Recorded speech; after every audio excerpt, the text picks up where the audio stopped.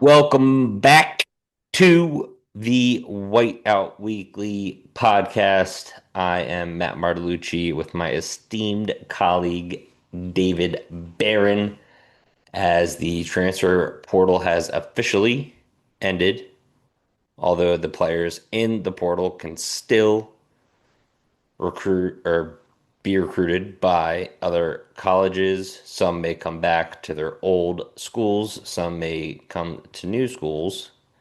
But let's talk about where Penn State fits right now in terms of their portal class via 24/7 Sports.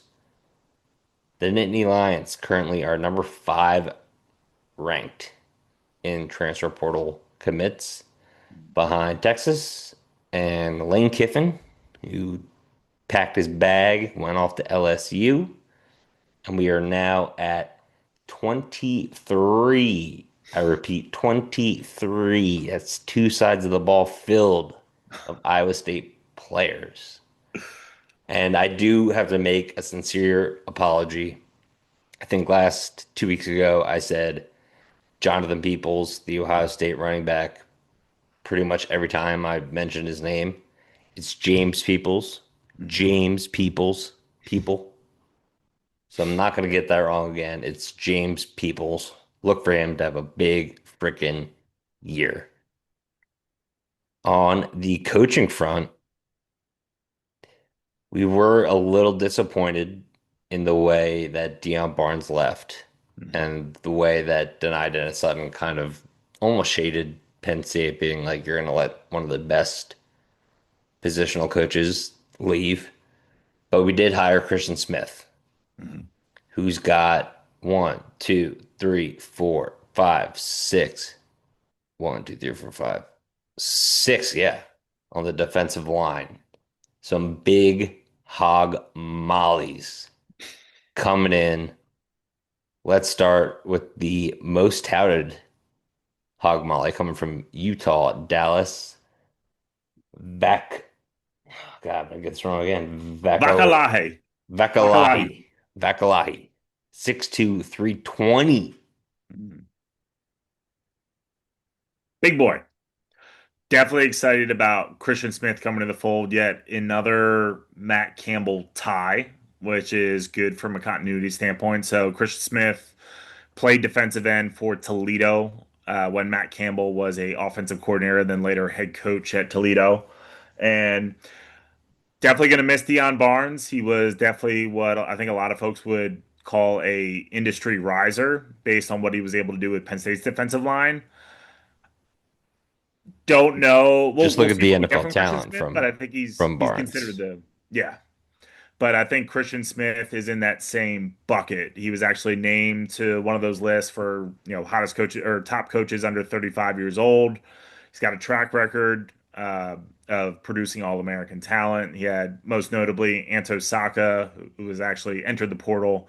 Believe he's found a home elsewhere from Northwestern, and then previous to that, it was Aiden Hubbard. So he's demonstrated that he can develop talent and get them to an All-American type level. And it's yet another young addition to this coaching staff. That seems to be the trend, and definitely looking forward to see how he blends with Dan Lynn. And as you mentioned, it's going to be a new look defensive line for Penn State. He has some familiarity coming back at the edge rushers, which is really Christian Smith's bread and butter is the edge rushers. But going to be a different look at nose tackle and at D tackle when you got some space eaters, which we haven't seen him in some time in Happy Valley.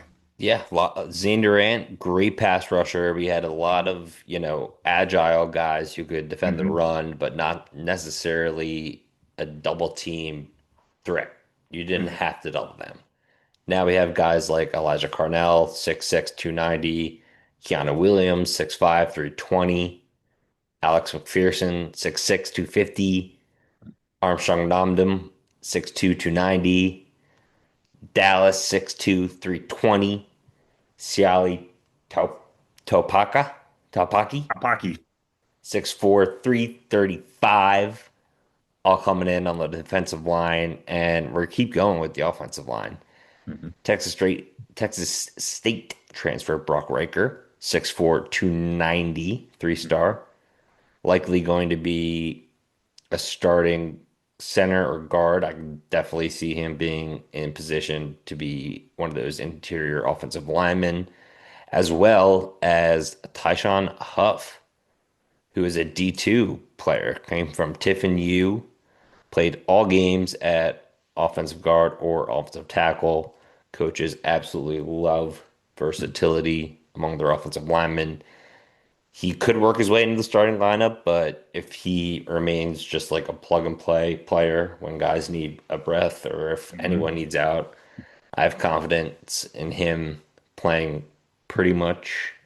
I don't know if he has any center experience, but pretty much any position Hmm. at the D1 level. No sacks allowed in D2. Um, but before we get into more of this portal haul that Matt Campbell continues to feast upon, Hmm. let's go to the guys who left Happy Valley. Wishing them nothing but the best, but you did leave maybe at the wrong time. We're going to start with cornerback AJ Harris. Might have talked about him 2 weeks ago. Not the son of Al Harris. He's heading to Indiana, national champions. So here's my hot take on this. He's gone from Georgia to Penn State to Indiana in 4 years. Hmm. Like, it's just stuff like that that when you get to the NFL, I feel like GMs are gonna look at that and be like, this guy's he's not all like maybe not all about football. Like it Hmm. might be about the money, it might be about the fame, it might be about the extracurriculars that come with being a football star. But this stood out to me like, dude, come on, man. Like Indiana, is he gonna start for Indiana? Like I'm assuming he is if he's gonna take that paycheck, but just to lose him and him going to three straight schools is like, I don't know. If I'm an NFL GM, it's like that's not really the loyalty, the player that I would like to invest a first or second round pick in, if I'm being honest. Yeah, especially for a guy that coming into this year was projected by a lot of folks to be at least potentially a round one draft pick, at least a round two draft pick, and just had just didn't live up to par for the season and has all the talent in the world. So, when you look at a team like Indiana, what they were able to do this year, obviously they see something there that they think that they can unlock. I mean, you're talking about a former five-star recruit, but like you said, is going to be going to his third different campus now, and it's a lot of it's on coaching staffs to be able to unlock that, but also it's the individual. The most notable, I think, AJ Harris highlight from this year was getting torched by that Northwestern wide receiver, and he ended up getting pulled from that game by Yeah. Terry Smith, who's not afraid to pull you out if you're not playing up to snuff. But I mean, that's what Indiana does. They take these players who've been to three, four schools, Hmm. bring them in, make them a starter. And I think I asked this 2 weeks ago. Hmm. What is this going to do for their program going forward? Like, Hmm. you have to envision a world where a lot of their freshmen, underclassmen classes sort of look at this kind of structure of them consistently bringing in guys to either replace them or compete against them and just be like, Yeah. I could, it's still Indiana. Like I can Hmm. do better somewhere else. Hmm. Doesn't have to be this spot. Hmm. Besides that, let's go to the new traders, Virginia Tech, Luke Reynolds. Very sad. Very sad to see the blonde flow go there, as well as tight end Matt Henderson going to VTech, and then Tiyce Denmark going to VTech, and Hmm. Michael Troutman the third going to VTech. Also, some players following coaches that have left the Penn State staff. Egan Boyer is going to Florida to follow Troutwine. Can't blame him. And he played offensive tackle during the Pinstripe Bowl. TJ Shanahan Jr. will Yeah. be following Troutwine to Florida as well. Um, any other names? I see one. Jackson Smolik, Hmm. Temple Tough. Don't mind that at all. Don't mind that at Love that. all. I'll be Go get rooting yourself for some that kid. PT. Go get some playing time. Rooting for that kid as well as Caleb Artis. He will be going to Temple as well. Mhm. As Philly boys, we got to root for our own kind. And still some names that have left Penn State but have not committed specifically to a school yet. We got quarterback Beckham Kritza, Mhm. D tackle Sam Siafa, wide receiver Josiah Brown. Interesting name, even though it's a very, very full running back room at this point. Tyke Hayes. Mhm. I loved what he was able to do on third downs and pass protection in the Pinstripe Bowl, but completely understandable if he wants to go to greener pastures where he can get more playing time. Lamont Payne, uh, lineman Brady O'Hara, and defensive back Carson Kieswetter. Mhm. So let's go in after the big boys. Was just gonna say about the guys leaving with no home. It's kind of the sad reality of or part of the reality of the transfer portal era now, with how many guys are entering the portal these days, and especially this year, is there's not necessarily homes for all of them. So I think if you look at a couple guys on that list, like you mentioned, running back room extremely crowded, I would definitely welcome back Tyke Hayes to that room. Hmm.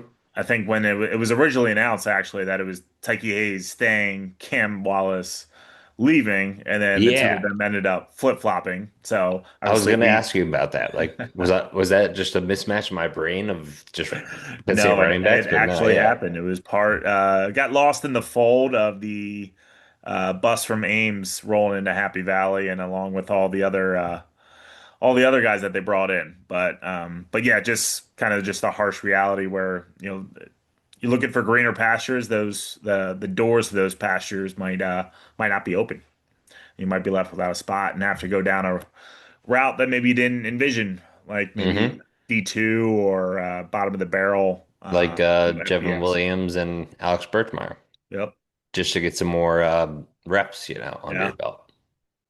So I'm looking at the guys since our last podcast that we have gotten to sign to Penn State, and I have three, count them, three, I think potential day one starters. Hmm. Number one, kid we mentioned, part of the Hog Mollies that came, the D2 phenom, Tyshon Huff. Hmm. No sacks, again, multiple position versatility. I think puts him sort of in front of the line because he can be able to run with the ones, with the twos. Got the coach can kind of see what he's capable of, and just zero sacks allowed. I mean, coaches just trust that no matter what. But we'll see how he does against, obviously going from D2 to D1.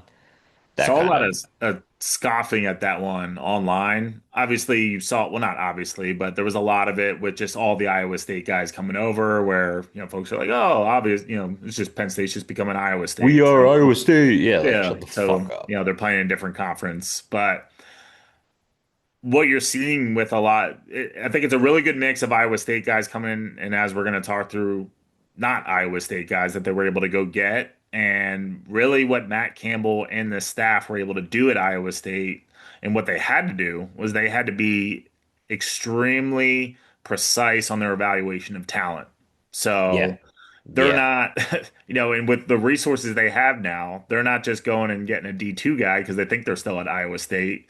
They're still using the mindset that they had at Iowa State, but they have different resources now where they're not going to stop from a talent evaluation standpoint if they see a guy that they like. Matt Campbell and the staff has proven that they can do a hell of a lot more with less. So I think you have to have confidence that, they really see something in this guy, especially because they know what the backlash would be if you're bringing someone from D2 to Happy Valley. Exactly. And bringing in Matt Campbell and like-minded coaches, keeping Terry Smith, like I think that all combines into sort of a cohesive unit that can fill the gap that might be a down season next season. But I think everything that the staff has done, everything that the higher ups have done, has proven that this group can rock and Yeah. work together. And the last thing I just want to say too is the one thing that you're seeing from the staff that has me fired up is if you just follow on Twitter, they're recruiting their asses off and they are literally all over the country. Like Terry Oh Smith my was God, in yeah. Texas, he was in South Carolina, Noah Pauley was in Arizona. You got Matt Campbell, meeting with recruits as well.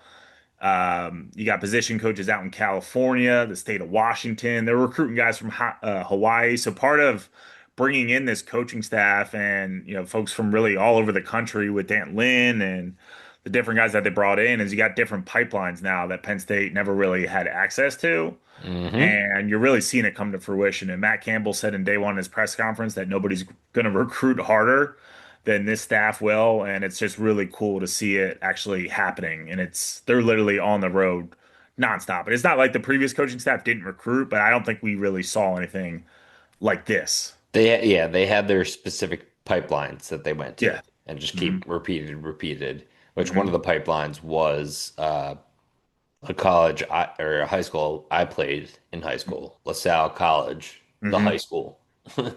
Yeah. Matt Campbell reestablishing ties with them, so hopefully getting some prime prospects out of that school. Also, Brock Riker, Hmm. another interior offensive lineman. Very, very high floor on this kid. Very technically sound. Doesn't have like bull power, but has great anchor power. Can handle any kind of spin move, speed move on the inside against those big boys easy with a double team. He can Hmm. just crush somebody, go up to the next level. And I think between him and Tyshon Huff, I think they're going to be competing just through consistency, really. Hmm. It's whoever's the most consistent guy at the position. Maybe both, who knows? But I think both of them could potentially be rotational early or starters by midseason. Yeah. Yeah, Brock Rikers, I believe he was second team freshman All-American last year at Texas State. So I know it's different level of competition, but he was able to play right off the bat. So, and play at a high level. And we have been burned by some players coming from, group of five Hmm. leagues who we had a lot of expectations for, who did not pan out the way we wanted to. But continuing on with another day one starter that I think is very likely, besides Mark Neal Jr., aka the Shark, Jeremiah Cooper, dude. Hmm. I know he was injured, but he is a physical scheme flexible. You can play him in many different positions in the backfield, which defensive back coaches love. Hmm. He's experienced, he has great instinct, breaks on the ball, and he checks pretty much every play this kid now box in a secondary position. Hmm. We mentioned Dallas. I'm gonna get this right. Vakalahi. Hmm. I think he will also be a starter by the spring, fall, summer, who knows. But then going into some guys who might be in the rotation early, maybe get some more playing time by midseason in a kind of platoon route. Omarion Davis Hmm. out of Boston College, correct? Yep. I think he's going to be one of those guys who kind of steps in due to his experience. His range is insane. I Hmm. mean, he could play the couple games highlights that I watched. He was playing cover one and just running straight 45 yards across the field to make a play. So I think that gives him a path to early snaps and potential starting job, as well as Siali Taupaki. I think he's another big body, rotational. I mean, if we just keep rotating in these 6'5", 330-pound dudes, like you're gonna wear down some Big Ten offensive lines, which has pretty much been our credo since the start of this podcast. Yeah. Do you agree? Yeah, and it's they I mean they didn't go get like a world-renowned talent at D tackle. There's no absolute game wrecker, but you literally got six absolute beasts that you can funnel through the center of the line that are just absolute space eaters. So Yeah. to add the depth there as well, it's really like they just got six of the same guy almost. So it's exciting. Yeah. I mean, six we get on both sides almost. Like Yeah, six and four. yeah. Only 10 players that are almost same height, weight. We'll talk about some of these other guys later, but I want to get your opinion Mhm. on. So, speaking of Jeremiah Cooper, do you think it's better because for me, the edge rushers have kind of taken a hit? Do you agree with that? Yeah, I think that's fair. Do you think it's more important to have a ball hawking, top priority tandem safety unit that can ball hawk center field, pick off passes, make quarterbacks literally only look one direction on the field, which we've seen many, many times, or to have a consistent, not great, consistent edge rusher, which I don't want to talk more smack on his name, but DDS was kind of that this Hmm. season. He wasn't phenomenal, but he was Hmm. consistent. Hmm. So it's basically two ball hawking, phenomenal D backs or one consistent edge rusher. I think for me, I think if you were to put it, I think you have to in the vacuum that is this coaching staff and this iteration of Penn State is I would go the safety route, just given what we talked about on on the last pod when we introduced Dan Lynn and how he runs the defense is his safety is the green dot. So I think that's where in a Dantlin scheme, it's more important because he himself also played safety and was a safeties coach in the NFL. So he runs the entire defense through the safety or through his safeties. So I think it's that more important. And I think when you look at this iteration of the team, I think that's the path that I go. I completely agree. I thought you were going to say the other thing, but Mhm. we'll continue on with some depth actually at defensive back. Filippo, Hmm.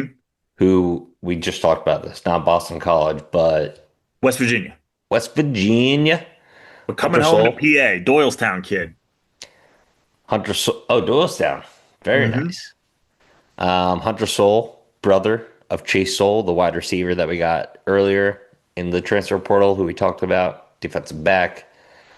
Ivan McDaniels from Syracuse, and then Christian Askew, who that's the Boston College kid, right? James Madison, Christian Askew. What the hell? Who's the Boston College guy? Marion Davis is the BC. Yeah, God, Yep, yep. I already said Yeah, that. Christian Askew coming over from JMU. Yeah, JMU commit. It's tough to remember all these portal You're starting to grads, see the size profile though of the D backs that this staff goes after, and boy, are right? they lengthy. It's crazy. Like I'm typing them all in. I'm like 6'4", 190, 6'4", 208. Like what? These guys are playing freaking safety. Hmm. Some hard hitters. And speaking of Jeremiah Cooper, 6 foot, 200 pounds. He was Hmm. first team All Big 12 at Iowa State before he tore his ACL earlier in the season. Number 4 ranked cornerback, number 11 ranked player Hmm. in the transfer portal, according to On 3. Hmm. Who do you think is the best get for Matt Campbell on offense throughout the entire transfer portal process so far? Is the quarterback off limits? Yeah. All right, so Rocco Beck's the given, right? Yep. I think I think for me, I'm gonna go tight end. Damn, that's what I had. Ah, I'll change mine. You yeah, got I'm going Brom. Ben Brahmer. I flipped on the pronunciation. I believe it's Brahmer. Apologies if it's Bramer. I've heard it both ways, but I just said Brahmin, so you're good. so I think if you look at, we talked about the guys that are leaving. Luke Reynolds, yeah, 5-star talent. Uh, Ultimately, for me with Reynolds, is it never really came to fruition. He had some great moments. The playoff run year, right? He had the fake punt against Minnesota that kept that season, or really kept what the expectations of that season were alive. And we knew what he was capable of, but you never really saw it. So whether that was Reynolds, whether that was the coaching staff, that's Virginia Tech's problem, or that's in their court now for them to figure out. But I think between keeping Rap and bringing in Brahmer and understanding what this offense will likely look like, where offensive coordinator Taylor Mauser does run a lot of 12, 13, and at times even 14 personnel. I 14 think, personnel, hmm two tight ends on either side. yeah, Wow, that's big time. they love their tight end. So I think being able to have Rap and Brahmer, knowing what they bring to the table from a blocking standpoint, more so Rap from the blocking standpoint, but the other Yeah. depth they added will help with blocking. But you added a premier red zone target as well at 6'7", 250. Penn State really hasn't had a red zone target like that since what, Jesse James? I think he was probably the biggest target that we've had. And that's going way back. The Juwan Jennings? No, not Juwan Juwan Jennings. Johnson. Yeah. But even he was wide receiver then. I mean, he Oh had some yeah, big time tight red end, zone tight end, tight targets. He end. became a tight end in the NFL. You're So I right. mean, You're I right. think You're right. adding that size and Rap's not so small himself at 6'4". So I know I keep talking about Rap, but big addition. I think Brahmer is going to help out Rapelier a lot, and I mean, I really like what they're getting with Ben Brahmer, and especially the familiarity that he already has with Rocco Bet. Yeah, absolutely love that. And he's one of those kids who, came in as a kind of under recruited Yeah, I player, think he was a 3-star. now up to a 4-star. Hmm. So good for him. I'm pissed that he stole mine. So I'm gonna go with uh Carson Hansen, Hmm. running back. I think him and James Peoples, James, everybody, not Jonathan. I think him and James Peoples, Carson and James are going to embody what Penn State running backs exude. Like we are just north south, run down your throat, make you want to quit by the fourth Hmm. quarter. And then by the fourth quarter, like we talked about, all those big boys up front are just going to have a field day blocking Hmm. downfield. So I would take those two because obviously we can't take a quarterback. And if I had to take someone on the offensive line, I think I would go probably Brock Riker Yeah, as one. yeah, I think he was a great get. If he eventually becomes a full-time starter and locks in that whatever position he goes at 6'4", 290. Mhm. On defense, who do you think is the most underrated defender that we brought in? There's a lot of names here, so you can give one, you can give two. I can go first and steal yours if you Yeah, you want go first. I'm gonna think to. of that one. I'm going with the Shark, Marcus Neal Yeah. Jr. and Jeremiah Cooper. Got to pick both of them. I think that it's going to bring like a Jair Brown, Jaquan Brisker-esque type of ball hawk center field safety to Hmm. that defensive back unit, where the cornerbacks can be kind of not on an island, but be able to play man to man uptight, where they're not afraid of getting beat deep because they know they have those guys behind them that can just fly across the field. Yeah, no, I totally agree. Um, Let me think for me. I think for one, I'll give two as well. So you mentioned Marcus Neal, who I wholeheartedly agree with. I'm gonna go who's likely gonna be his partner in crime, Jameson Patton. Oh yeah, Patton. Also coming over from Iowa General State. Patton. I think if you were to look at Penn State's safety room, going into this year, Zachy Wheatley, Dewan Lane or Dejan Lane rather, and the depth that they had there, and to think what it's going to be next year, totally different. But I think the continuity again, which is going to be a theme, you would expect with having Iowa State guys coming over to a new location where it's the entire Iowa State staff. But I think having both the combination of Neal and Patton leading the back of the defense and already having that continuity together will be huge and will be a very easy learning curve or easier learning curve. And then the second one I'm going to look at linebacker. I'm going to say Caleb Bacon. Great last name, Yes. first of all. I loved it. His film, by the way. He pops Yeah. on film. I think he Absolute brings pops. a really nice pass rushing element that the other two guys, Brazina and apologies, I'm blanking on the third name, the third backer that they brought in. But Bacon adds that he adds that pass Apple? rushing element. Cooper Apple? Epple, yep. And I believe Epple was actually the leading tackler from that group. But I Hmm. think from a sacks perspective, Bacon just has a little bit more there. And I think the mold of linebacker that really the three of them, but also Bacon's bringing is different than what Penn State's had the last several years, which has been like the more athletic, pass coverage type. This is more just brute force, uh, you know, uh, colliding with the ball carrier and bring his ass down. So those are the two guys that I think are probably for me the little more underrated and definitely excited what they're going to bring to Dantlin's defense.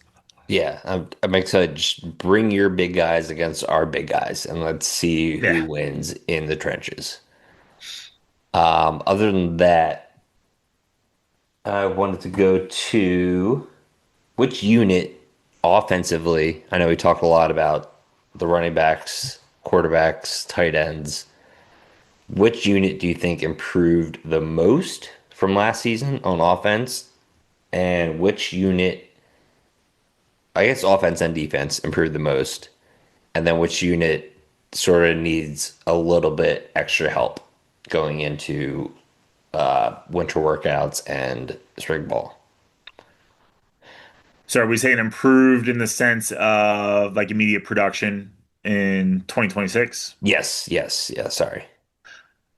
I I think with that being the case, I'm gonna go back to the tight end room.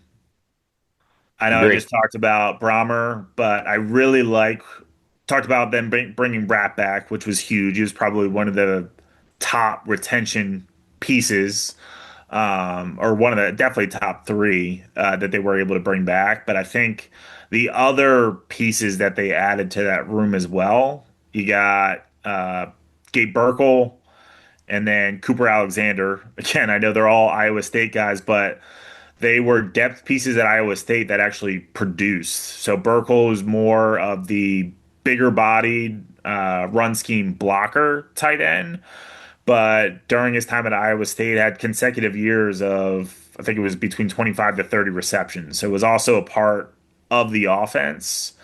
And as I mentioned about what Mauser likes to run from a personnel standpoint, I think having each of those guys um, being able to play and play power four football, and they're each going to get a lot of opportunities. So I think that room actually improves, and I think it also.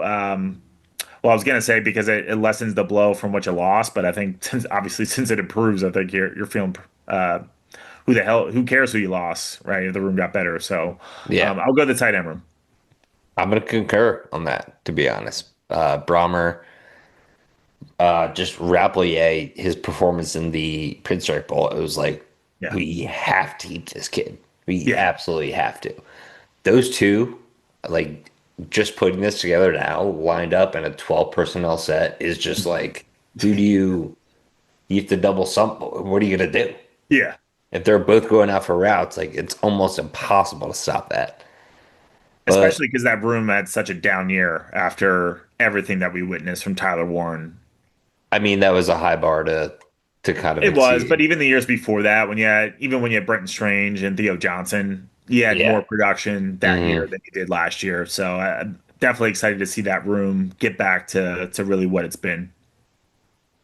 And I also want to shout out, obviously, the interior offensive line, which we had before. Hmm. Just hog mollies finally have some depth Hmm. behind some of the known starters. We're going to figure out who's going to start kind of on the interior, but we're going to have a lot of guys that are going to be competing hard Hmm. for starting positions come the 2026 season.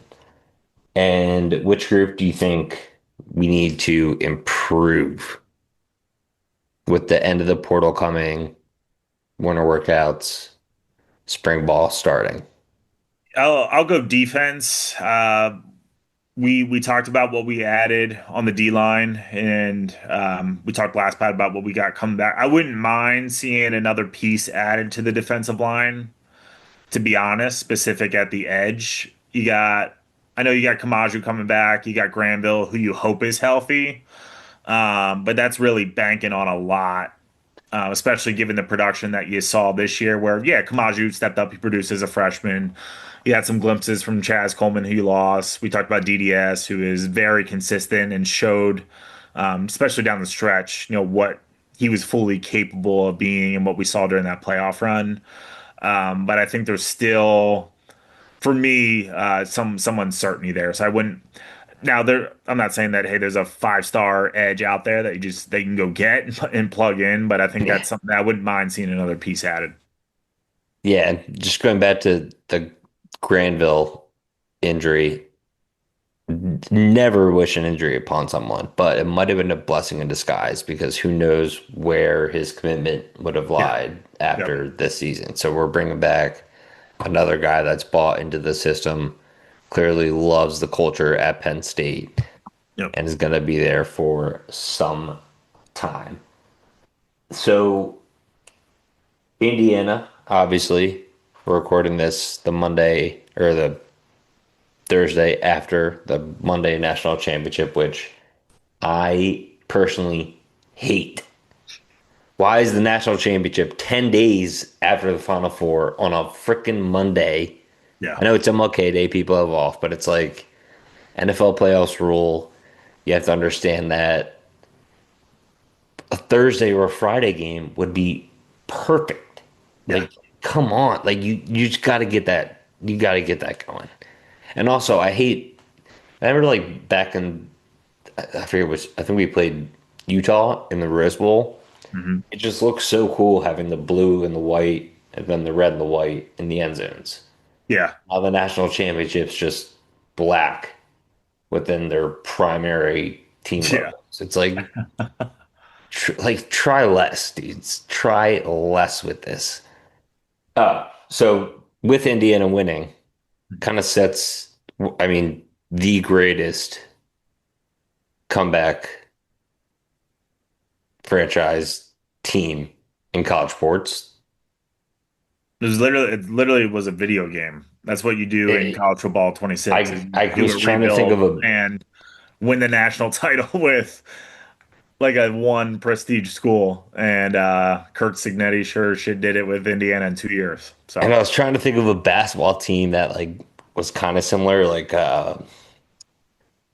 some teams that made the Final Four, like some of those crazy teams, but they never like had Butler, Butler. Gordon Who's Hayward, GSU? I forget the name of them. George Mason. George Mason, Mhm. GMU. That's who it was. That's who it was. And then you had uh, what's her name? The nun, Oh, sister. Loyola Chicago. Yeah, yeah, yeah. Like those teams had great runs, but didn't have sustained success. Yeah. Indiana now two playoff berths in a row. Mhm. So, would you rather have two five-star commits coming into the 2027 class or three experienced but not proven portal players coming into your roster, given the changing of landscape of everything? I think I'd go the 5-star route. I'm on the same page. I think so too.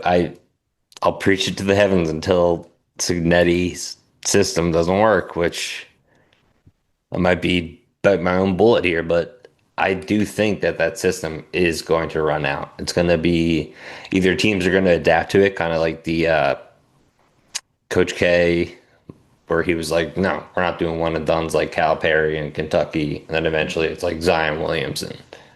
Like all these one and dones just came there.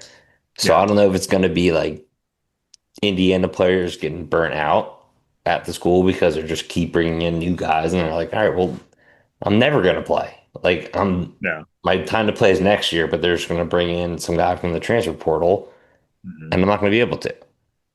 So I do agree. I think the five stars are definitely more important.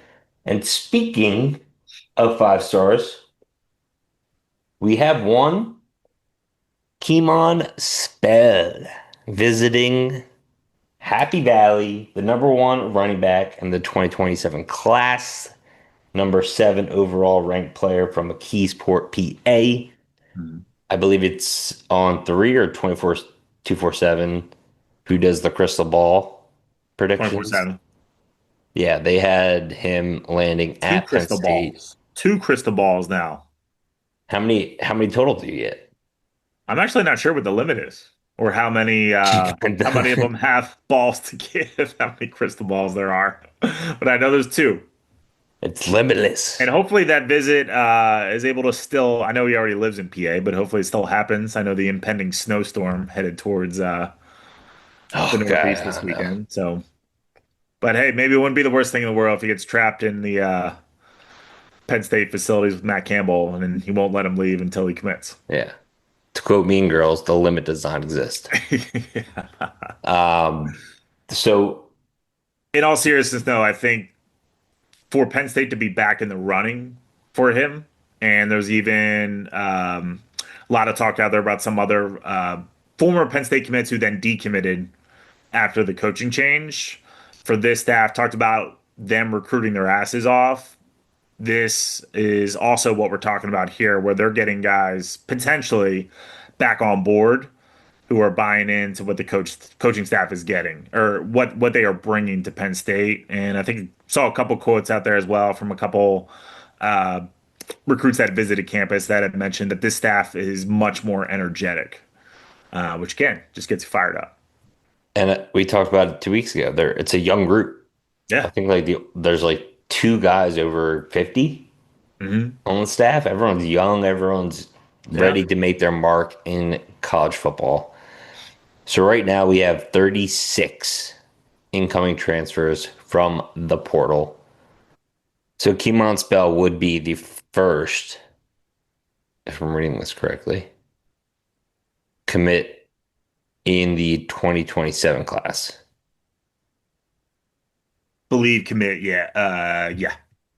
And then for 2026, this upcoming year, we have 11 um, players coming in. Yeah. And I believe most of those, I want to say at least seven or eight of those 11 are already on campus. They were early enrollees. Oh, nice. That's all. That's fantastic news. Yeah. Absolutely fantastic news. So going back to Kemon's Bell, he's going to be at Penn State this weekend. Going to probably watch some hockey. I think Penn State's at Wisconsin this weekend. Is this weekend? Oh no, next weekend's the outdoor game, I think. Yeah, Yeah, I the, see that. the Yeah, pictures of that look so freaking cool. they do. And ever since they've shown that, I'm dying to get a Flyers Penguins It has to outdoor happen. series Has to happen. at that would be electric, dude. I would Yeah. pay so much money to go to that game. Be so much fun. Yeah. Get in all my winter gear. That would be so sick. Mhm. Um, but so if we do land Kemon Spell, who would continue the trend of running back you, Mhm. would that make us a top 10 class pretty much overnight? Or will we need some more players coming down the pipeline to kind of be up there with the ranks of the elite programs. I think to get top 10, I think you probably need a couple more, but I think if you get someone like Spell, I think that's going to attract some other guys pretty quickly. And I think even just the guys that were building some momentum back with, like I mentioned, that were committed, that decommitted, guys like wide receiver Khalil Taylor, who's also in-state kid, and then the offensive lineman Leighton Von Brandt, guys that were still are top of the 2027 class that were committed, that decommitted. I think getting someone like Spell and then them seeing that, hey, he's back on board, I think that's going to attract some other recruits pretty quickly, and I think you'll find your Penn State will find themselves back at the top pretty quick. And like I said, this coaching staff, they're on the road literally all week long, and they're making offers. Absolutely love it. Love it. They're trying to bring kids in. So it's they're doing what they said they would do, and that's definitely really cool to see. Play the Matt Campbell gif. That's right. Let's play it, baby. Um, Last but certainly not least, we got ourselves an Aussie punter from down under, Nathan Tiyce, Twice. 6'5", 230 bloke, 25 years old. 25 coming in.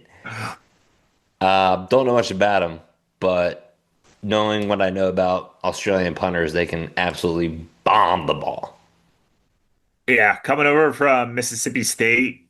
Um, was served as their punter last year. Obviously, Mississippi State didn't have a great year, so he got a lot of reps. They had Think that he one. had, They had that one big win beginning of the season. I forget who it was yeah, and against. then it all spiraled out of control from Yeah, there. like Um, it does. I think he had 7 or 8 punts inside the 20, averaged 40 yards a punt. So he's got a nice boot, big body.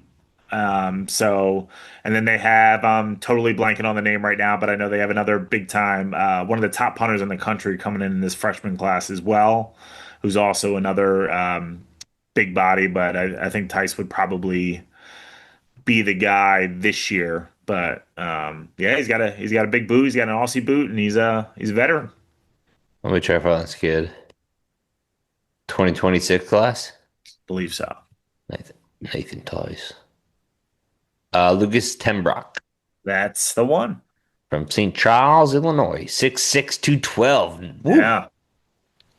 Keeping the heavies at punter going, baby. I love it. Absolutely love it. Uh, One last thing I did want to mention. Again, apologies to James Peoples. I did not mean to say Jonathan Peoples for an entire episode.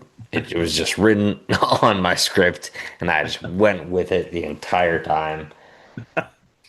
But, oh, going back, I think my group that we need more improvement on, Mhm. mainly just because I haven't watched a lot of tape. I know these guys definitely have chemistry together, but the linebacking core, I think we need a little more versatility in terms of pass rushing, pass coverage, Yeah. maybe being able to line up as an end, as a stand-up pass rusher. I think that's the one thing on defense that could be improved because we got the big boys up front, we got our cornerbacks outside, we got our ball hawks back deep, the linebackers, Tony Rojas, obviously, Yeah. humongous get back. Mhm. And I saw that TikTok of him dancing in the locker room. So he feels like he's back and back bought into the program. He was dancing But with the shark. yeah, baby. Losing Amari Campbell though kind of does suck. Yeah, he was a big loss. Big He was loss as outside of Wheatley, probably the most consistent performer on that defense last year. And I think Penn State fans grew to love him. So that was definitely a tough one. It's going to be probably the biggest piece on the defense to have to replace. and yeah, now that I'm looking at some of the sizes of these defensive backs, like a lot of these guys, Ivan McDaniels from Syracuse, we mentioned Hunter Soul, these guys, Chris Filippo from West Virginia, 6'4" to 208. Mhm. Ivan McDaniel, 6'3" to 205. These guys could potentially be that lion safety. Mhm. Could Mhm. potentially easily play in the box and then have Jeremiah Cooper, the Shark, Marcus Neal in the back, Yeah. and just have a formidable defense Yeah. behind D'Anton Lynn. Mhm. Did Penn State, to this point, Mhm. January 22nd, do you think we've won the transfer portal in the Big Ten? In the Big Ten. Mhm. I it's hard to bias here. Obviously hard. I think yes in the sense of I think I the way this has played out, I think Penn State's going to bounce back a lot quicker than I think probably the national media thinks. And I know right now Penn State's not getting a lot of national attention, which I like. Kind of let just Matt Campbell do his thing. Let him cook, let Take the the staff cook, and Vegas go get over the for wins. yeah. Yeah. So I think in that sense, I mean, if you look at like rankings, Indiana's uh, they had the bigger splash plays that they were able to bring in. Plus, they just won the national title. But as we've talked about, is that a formula that's going to continue to work?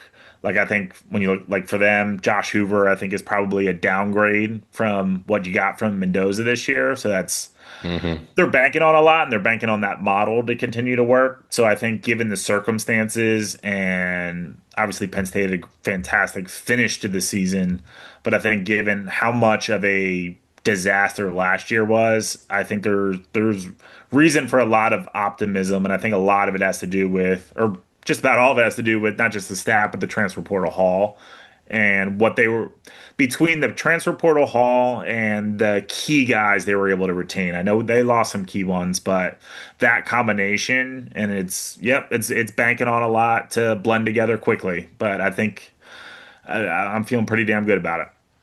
Yeah, and I know like the main criticism is going to be, oh, it's just so hot. Iowa State just at Penn Yeah. State. But we also have guys from UCLA, guys from Utah, guys from Syracuse, guys from Boston Hmm. College. We have a lot of players that are buying into these different positional coaches, this scheme, this culture.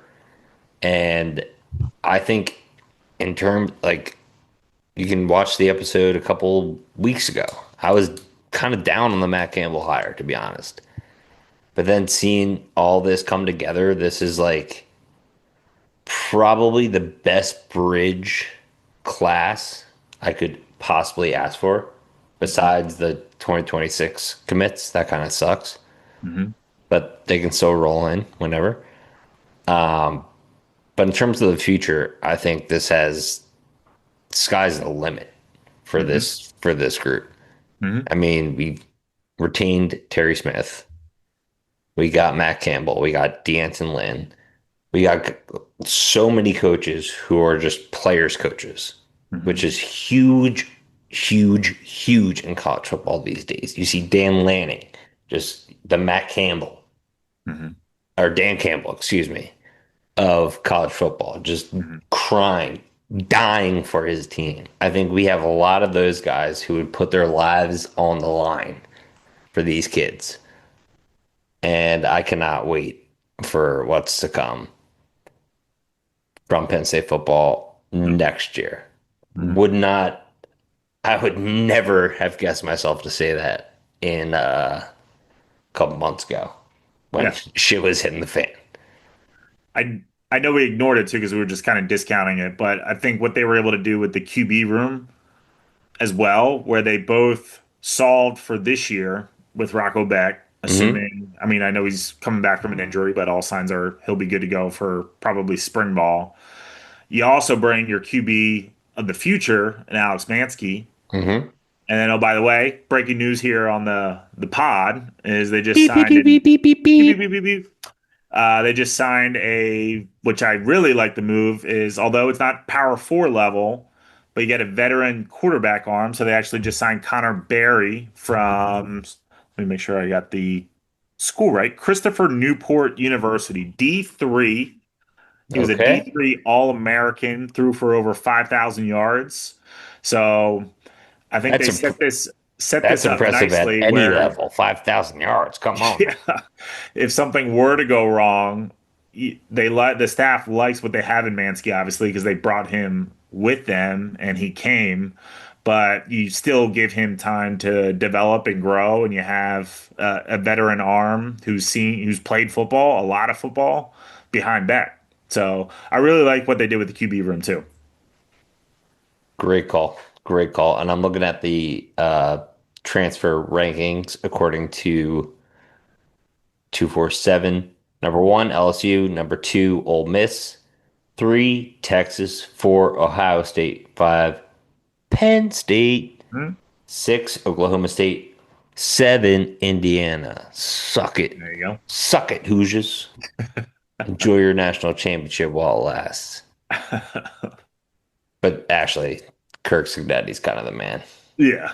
And that one graphic, it's like Kirk Cignetti was the, I think, assistant coach or maybe head coach at IUP UI. Hmm. And then Nick Sirianni was also an IUP UI guy. So it's like, Yeah. if you want to win a national championship or a Super Bowl, look at that school. Trying to find an assistant from a small college in the middle of Pennsylvania Yeah. that's a understudy of Indiana University. Yeah. So that is going to do it for this episode of Whiteout Weekly. We are going to continue to track all of the winter workouts.